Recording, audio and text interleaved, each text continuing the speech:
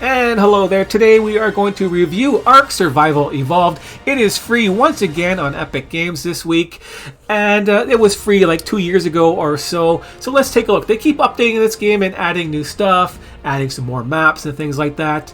So let's take a look at this. This game here, if you don't know, is a survival game. Basically, it's a multiplayer survival game. It's focused on multiplayer. It has a single player mode, but unfortunately they really just don't care about single player very much in my eyes. They only want you to buy season passes and Genesis passes and that kind of stuff. They want you to buy stuff. You're not getting the whole game for free. You are only getting the island and the free custom maps that people have made and that they endorse. So they will really every 6 months or so, it kind of seems like they will add a new map on there with the new dinosaurs that they've added in with the Genesis expansions type deal. So what they want you to pay for is they want you to pay for other things, other expansions for all these other maps as part of the storyline in the Genesis, and they want you to pay for season passes and a whole bunch of stuff that I'm not willing to pay for, and it's not worth it for me to pay for it. So yeah, this game overall is going to get a 7 out of 10. It is definitely worth getting and playing for the free parts, but it is not worth buying all this extra stuff and season passes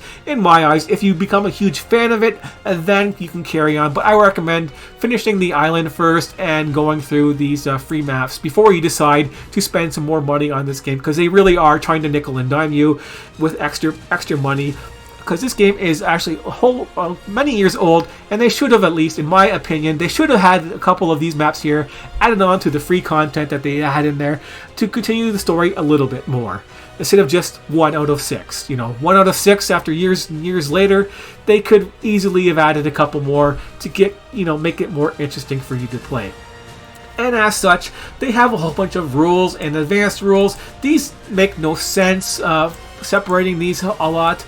Some of the advanced rules aren't really advanced. They just put them in anywhere they want. They're really sloppy on this kind of stuff. This is for single player and not for servers. Servers have a whole different, thing to do, and since this game is based on server play, the single player settings don't make much sense and are kind of difficult to navigate type thing. So yeah, I'm gonna probably make another video on the single player settings to help you out with that. If you're interested in playing this game and you want to play single player and you want to know which settings to do will make the game more playable, not easier, but just more playable and save you some time. So the server has its own little things right there, and you have your own time. So if you're playing the game on your own, it's your time you want to save. That's why I would probably do that and have some settings that I recommend and how to navigate those settings, because there's a whole bunch of stuff that they add in right here.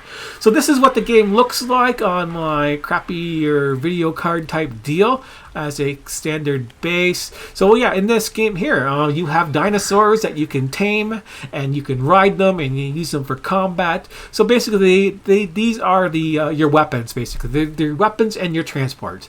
Going around with your own weapons like this, you're not going to get very far. They're basically used to neutralize dinosaurs, put them to sleep, and then tame them type deal. So you got to tame them after you knock them out. You tame them and then you start breeding them. So yeah, there's lots of breeding in this game and making your dinosaurs more powerful, that kind of thing. So it's kind of neat doing that, trying to get your dinos for the first time. And of course, you want the flying dinosaurs are the best type deal, so you can fly around and be a little bit safer. It's not guaranteed that you're going to be flying around and be safe from all the other threats in this game. But yeah, you can build your bases. You get different dinos. The dinos have different abilities, which is really kind of neat. Like, you have different dinosaurs here. For example, you have this guy right here. He destroys rocks, and he'll automatically destroy rocks if he's near them and collect them for you. And he'll have this extra weight factor for stones. So you have dinosaurs that have these special effects. So this guy is good for harvesting. This guy here is for harvesting stone, and then you have this guy here for harvesting metal, and then this guy can harvest pretty much anything for the fibers and plants and trees and all those. He's like a jack of all trades type thing, except for rocks. He doesn't do that. But the beaver here, wood, obviously, for Mr. Beaver guy. And the other cool thing you can do in this game is you can just fly around and you can pick up your tames like so, and of course you drop them with by hitting a wall. Did I got you? Yeah, I got you. Yeah. So what you can do with these guys here is you can fly around to whatever they can harvest. So if I had the rock guy, I could go to these rocks and get close to them, and he would harvest the rocks. And then since this is a beaver, he'll harvest a tree. So let's attack the tree here until he finishes killing it. And then he'll harvest the wood, and he can hold extra wood type deal. So you can go around and harvest, and that's how you collect resources. So you got to collect resources, build weapons, build walls to block out other dinos and stuff like that. And there's turrets you can build in this game, and plant turrets. I just don't have any right now. This is a newer game for me.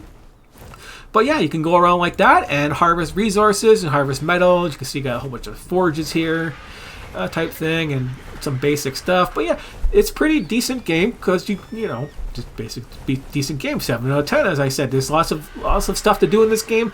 It is really involved and time consuming. So you're gonna spend a lot of time building your bases. This is a little bit too big. But this is a good location at least. But yeah, it's a little bit too big. You're going to build different special buildings for breeding and, you know, incubating eggs and things like that, and harvesting them. You know, all the different things have different abilities, like these little tech guys here. You kill them and you get, you know, tech items, resources type deal, and metals and oil and stuff like that. So, you know, it's easier to farm them that way than it is to run around the map and find oil and stuff like that, or dive down and find oil and things like that.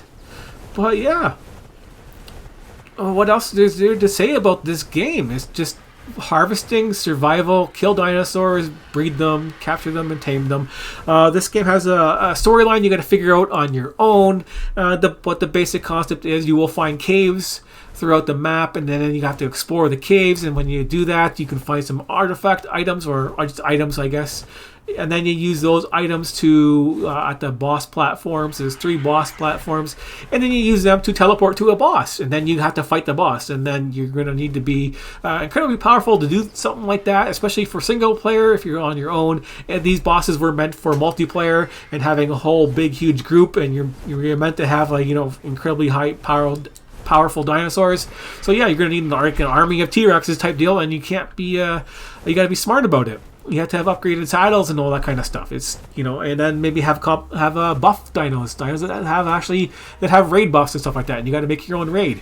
So it does get involved, and takes a lot of time to actually breed all these dinosaurs up. And that's why I also recommend, you know, doing your own settings and making things a little bit faster, so you're saving time. Because, you know, once you know how to tame these guys, you know the trick to taming guys and getting the maximum effect. It's just your time being wasted and not really making it more difficult. Same with harvesting. It's not gonna be more difficult to save time on the harvesting type of thing. But anyways, the example of combat is, if I wanted to go out there and fight this guy, and if I did it myself, I would get killed pretty easily. But on a dino like this, he's not going to really even hurt me very much, because this dinosaur is mine's like only taking like 17 damage, as you can see. And if I can take a look at my dino here, let's take a better look at my dino here. Come on. Oh, that's right, wrong button. Okay, take a look at my dino here. Yeah, he's got like 3k health, and that's just normal high-level dinosaur that's been bred. Yeah, so he's doing this extra damage. He's doing 28 now, but yeah, it's gonna take him forever to kill me, and I'm just dishing out more damage. And the bird isn't even really that strong of a dino. It's just because it flies. Its damage won't be as high. Yeah, and then you just kill them like that. So it's a lot easier to go around and kill things on your own dinosaurs and harvest the resources off of them. Like so. So yeah, you fly around and do stuff like that, and worry about the things in there. Now, just one last thing on the thing. You think you're overpowered by flying around on a strong dinosaur that has tons of hit points? Do not worry about that. They have that taken care of in this game, especially in this zone right here. If you see these redwood trees, that's a danger sign right there. If you're unaware, there are cat dinosaur type deals that cling to these trees, and they will be hiding up there, and you might not see them when you're flying around. And they have a huge jump. They will jump on top of you, and they'll knock you off your mount and pin you down, and then you'll be stunned. And of course, you'll take the fall damage, and you'll be stunned, and they'll just tear you apart before you can even move.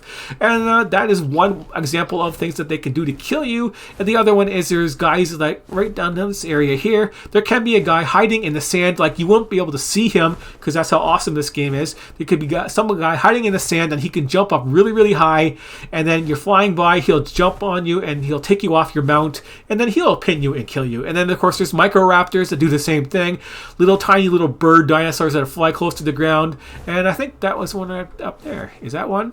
No, that's just a regular small dinosaur. Yeah, but there's little Microraptors that will fly around there, and they will jump up and fly up to you and knock you off your mount, and they will stun lock you too.